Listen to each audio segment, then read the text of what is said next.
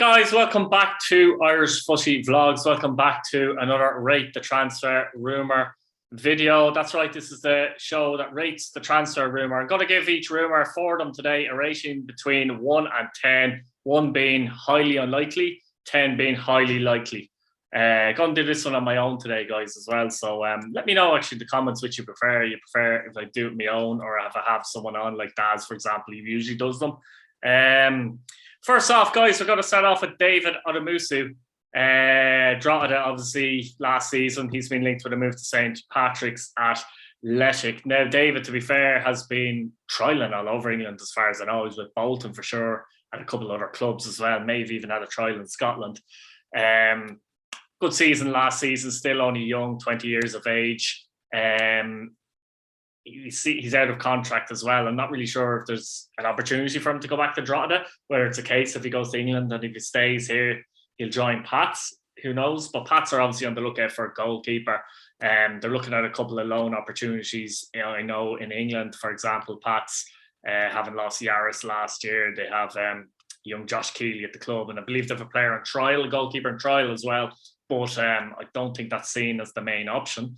So, yeah, Odumosu, from a Pats point of view, would probably suit them if he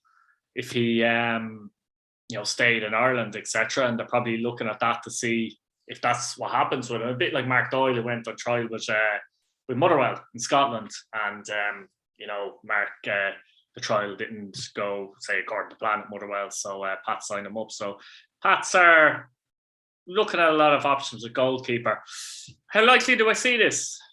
It's a tough one. It depends, because I believe if David doesn't go to England, to a club in England, I believe that he probably will sign for Pats. So I'm going to put it quite high. I'm going to give it a 7 out of 10, because I think if he stays in Ireland, he goes to Pats. I think, obviously, if he goes to England, he goes to England. But I just sense his preference is to go to England, and he's had so many trials with so many clubs over in England. You'd be a little surprised if nobody took him on, wouldn't you, to be fair? 20 years of age, got a bit of raw ability, a lot of improvements he can make, but still a good shot stopper, etc. But I'm going to give this particular one a 7 out of 10. Wes Hoolahan to Shelbourne, age 40, Cambridge United. Of course, Wes Hoolahan is a cult hero at Shelbourne, having started his career at Shelbourne. I've seen him play at Shelbourne when I was a youngster, for example. Very, very, very good player. Irish international, former Irish international, of course. Recently played in Cambridge's 1-0 win in Newcastle and made an impact in that game. Still playing very well. I believe Ian Morris tried to get him a couple of seasons ago. But Wes at the time said no. Is this the time for Wes? I think there might be 6 months left in his contract as well at Cambridge. If he's going to come back to Shells now, it's now, isn't it, guys? Now or never. Damien Duff is there, former teammate. Is it the time? Is it the time? Really depends on Wes whether he wants to extend that contract with Cambridge and whether he wants to stay in England. But, would he be a good signing for Shells if he came in? Well, he would. He would be a good sign. Of course he would. It would be difficult because, to play in a league with so many good midfield players and might have a bit of legs on him as well. But if you use them in a different way, if you use them maybe off the striker where he didn't have to require to do so much pressing and things like that. So it depends how he was used, etc., etc. But he certainly put bums on seats. And, in this league, the likes of Owen Doyle coming in and that Jack Byrne coming back, Wes would be another, it would be another big name coming into the league. But I think I see this one happening. I'll be honest. I'm going to give this. I'm going to give it a 9 out of 10. Actually, I think this one will happen. I just think now is the time for Wes to come home. The right circumstances might be there for him at Shelbourne as well, because they're progressing nicely as well. There was question marks a couple of years ago, I guess. If he doesn't come back, he's never coming back. So I'm going to give this one a 9 out of 10. Next one up is JJ McKieran from Watford to Bohemians on loan. I'm just trying to get a bit of information up there. And this guy is a midfield player. He's 20 years of age. As I said, he's at Watford. I can't expect him getting into the team at Watford anytime soon. Northern Irish under-21 international as well. Watford apparently do want to let him go out on loan again. So it could be an interesting option for Bowes, but I believe he's an attacking midfielder. I'm just looking at the makeup of Bowes and think to myself, do they really need attacking midfielders? They seem to have plenty of them. I think they need another midfielder for sure, but not necessarily of the attacking variety, maybe. Arguably, they need a defensive midfielder more. They've got Levinson at the moment there. They've got Devoy and Mullins in particular. Koosh, you could argue, might shift in there. But for me, they need someone. They've Doherty as well, of course, who's more of a, what you would call an orthodox midfield player. But it's an interesting one because, as I said, coming in alone, Bowes would have nothing to lose. Watford wouldn't like the idea of him going to Bowes and not getting a game, but Bowes do have options there. So this one's an interesting one.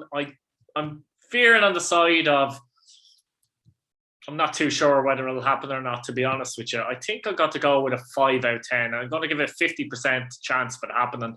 It has been mentioned in the news as well, so there's some legs there, but I'm not completely convinced that this one will actually go ahead.